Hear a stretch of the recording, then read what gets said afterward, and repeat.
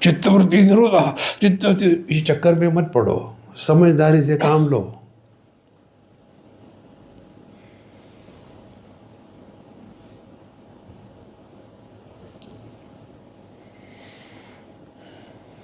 फिर आपको ये स्पष्ट समझ में आएगा हमारा जीवन या दुनिया क्या है। ये 3x3 मैट्रिक्स है। देश, काल, वस्तु या व्यक्ति, 3x3।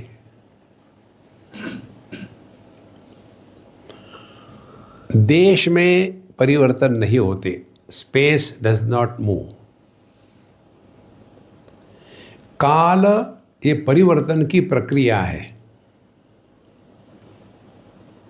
अब सवाल यह आता है परिवर्तन किस में, या तो वस्तु में होगा या तो व्यक्ति में होगा। अब वो जो वस्तु में, जगत में परिवर्तन हो रहा है, उस पर हमारा ना तो अधिकार है ना तो कंट्रोल है। तो क्या करें? स्वीकार करो। लेकिन हमारा चक्कर ये है, हम दुनिया को सुधारना चाहते हैं। स्वीकार करो स्वीकार। तो क्या होगा? आपके मन की गति शांत हो जाएगी, क्योंकि ये देश, काल, वस्तु या व्यक्ति ये केवल मन में है, बाहर कुछ नहीं है। सब कुछ मन में चल रहा है। देखो, तो जब आपने भूत डाल छोड़ दिया, भविष्य छोड़ दिया, तो मन की गति रुक गई। जहां गति रुक गई वहां स्थिति आ गई। माने अब काल जो है आकाश में लीन हो गया। कौन से? चिदाकाश में।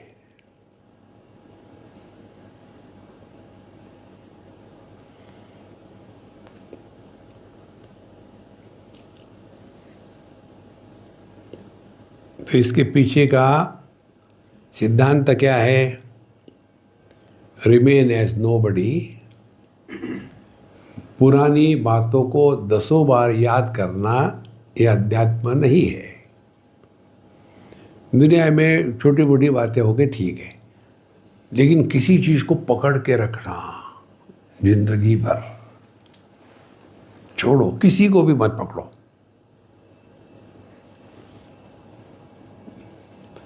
जहां पकड़ोगे गति निर्माण होगी। गति का आधार क्या है? कार्य कारण। कारण पहले, कार्य बाद में। उस समय ये हुआ था, अब ऐसा हो रहा है। मन पैदा हो गया, तो हमको मन को मारना नहीं है, मन को अपने सोर्स में डिसॉल्व करना है। मन यह ज्ञान स्वरूप है, चैतन्य भी ज्ञान स्वरूप है। दोनों में क्या फर्क है? ये हॉल में जो आकाश है ये आकाश है, हॉल के बाहर है वो भी आकाश है। देखो, मन ज्ञान स्वरूप है, चैतन्य भी ज्ञान स्वरूप है। दोनों में क्या फर्क है? कुछ फर्क नहीं। बाहर के आकाश में कुछ जलाओ, कुछ करो, कुछ फर्क नहीं पड़ता आकाश को। अंदर के आकाश में कुछ जलाओ, कुछ नहीं फर्क पड़ता। कुछ फर्क नहीं है चैतन्य और मन में। देखो, तो फिर कैसे समझे? जिस ज्ञान में विषय, वस्तु, व्यक्ति, देश, काल इसका महात्म्य होता है, उस ज्ञान को मन कहते हैं।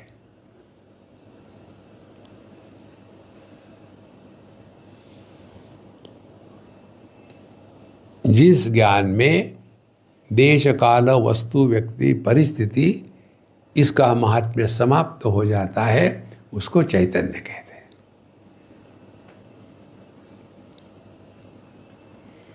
इस हॉल के अंदर में ऊपर नीचे दाहिने बाएं टोटल स्पेस में ना ऊपर है ना नीचे है, ना दाहिने है ना बाएं है, केवल स्पेस मात्र। और इसीलिए इस मन को समझकर ही हम मन को शांत कर सकते। चित्त वृत्ति का निरोध करने के चक्कर में परेशान मत होना। चित्त वृत्तियां आवश्यक है जीने के लिए, उसको समझो, तब आपको समझ में आएगा कि जिसको जिसको हमने महत्व दिया है, उस महत्व के कारण मन में चित्त वृत्ति निर्माण होती है।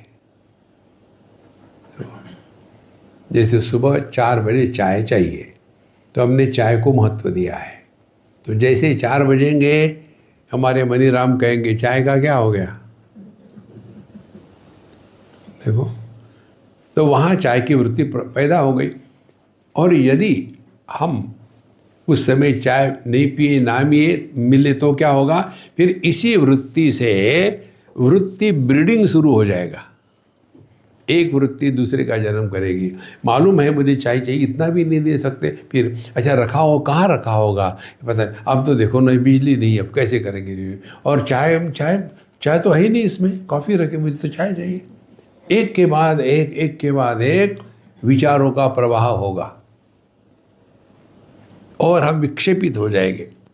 और फिर पता चलेगा कि चाय थर्मास में रखा था, अच्छी तरह है, क्या हो गया, अब वो जो वृत्ति आती वो शांत हो गई। देखो संतो, अब मेडिटेशन क्या हो गया, फिर हमने जिसको जिसको महत्व दिया है वही हमारे दुख का कारण है। हमको किसी को महत्व नहीं देना है। जैसे आकाश किसी को महत्व नहीं देता, चारों महाभूत हो ना होने दो, और किसी का तिरस्कार भी नहीं करता। तो आकाश क्या कर रहा है, अपने आप को ये 4 महाभूतों से बचा रहा है, तिरस्कार नहीं कर रहा, त्याग नहीं दे रहा है। लेकिन ये 4 महाभूतों से ये आकाश प्रभावित नहीं हो रहा है। This is living in meditation 24/7।